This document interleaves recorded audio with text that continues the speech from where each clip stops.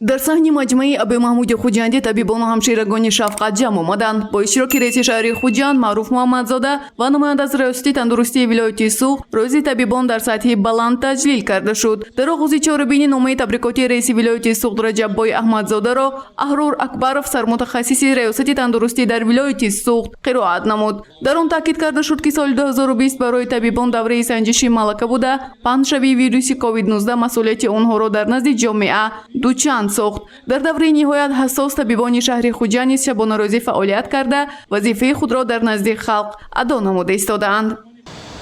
ҳукумати ҷумҳурии Тоҷикистон ба соҳаи нигаҳдории тандурустӣ пайваста таваҷҷӯҳ зоҳир мекунад ва давра ба давра қабул шудани санъатҳои нави меъёрии ҳуқуқи вобаста ба сеҳати омма аз ғамхориҳои амрӯзии давлати ҳукумат шаҳодат медиҳад. Мақомоти иҷроии ҳукуми давлати вилоят низ бо назардошти мақоми соҳа, талаботи замон ва нақшу манзари табибон мутассил кӯшиш ба харҷ медиҳад ки дараҷаи хизматрасонӣ ба мардум беҳтар, корҳои тарғиботи ташвиқотӣ вусъат дода шавад. боварӣ дорам ки кормандони соҳаи ҳифзи сеҳати омма дар оянда ҳам дастовардҳояшон афзун ва баҳри нигаҳдории тандурустии аҳолӣ ва ояндаи нек меҳнатӣ шоиста мекунанд. бори дигар табибони ҳозирро ба муносибати иди касбиашон шодбош гуфта шавқату ҳамдилӣ, комёбиҳои беназир дар ҳаёти шахсӣ бахту саодат ва файзи рӯзгор таманно доранд. Сипас Маъруф Муҳаммадзода раиси шаҳри Хуҷанд суханронӣ кард. Ӯ зикр намуд имрӯз барои рушди соҳаи тандурустӣ шароит фароҳам мебошад ва сокинон имконият доранд ки бо хизматрасонии хуб бо сифати тиббӣ таъмин гарданд. Раиси шаҳр кулли табибонро бо иди касбӣ муборакбод намуда гуфт дар самти табобати коронавирус онҳо заҳмати софдилона мекунанд. Ин аз масъулияти баланд ва касбияти онҳо далолат медиҳад. дар ҳақиқат рушди бомарон ва ҳадафмандонаи соҳаи ҳифзи сеҳати омма ҷиҳати баланд бардоштани сатҳу сифати хизматрасонии тиббӣ, ҷорӣ намудани усулҳои муосири табобат, тавсеяи шаклҳои мухталифи хизматрасонӣ ва таблиғи тарзи ҳаёти солим шароити русоӣ фароҳам меорад.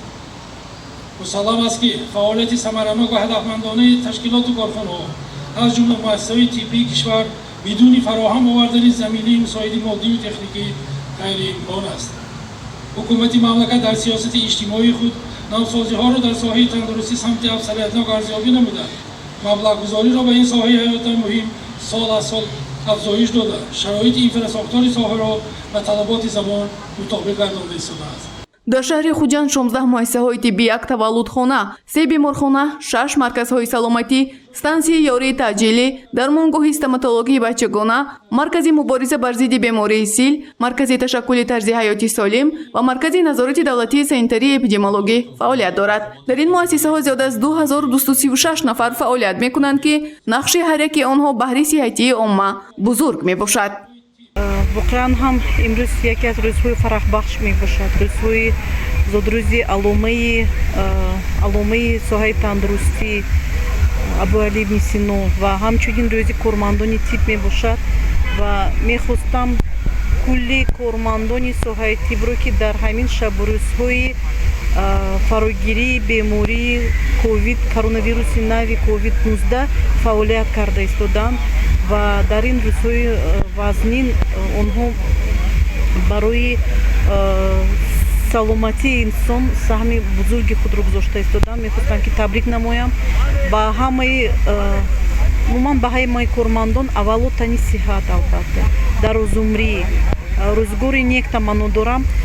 намояндагони муассисаҳои тандурустӣ бо иштирок кардан дар чорабинии мазкур рӯҳ баланд гардида таъкид намуданд ки қадрдонӣ намудани фаъолияти онҳо аз ҷониби ҳукумати кишвар барояшон қувваи дучанд мебахшад.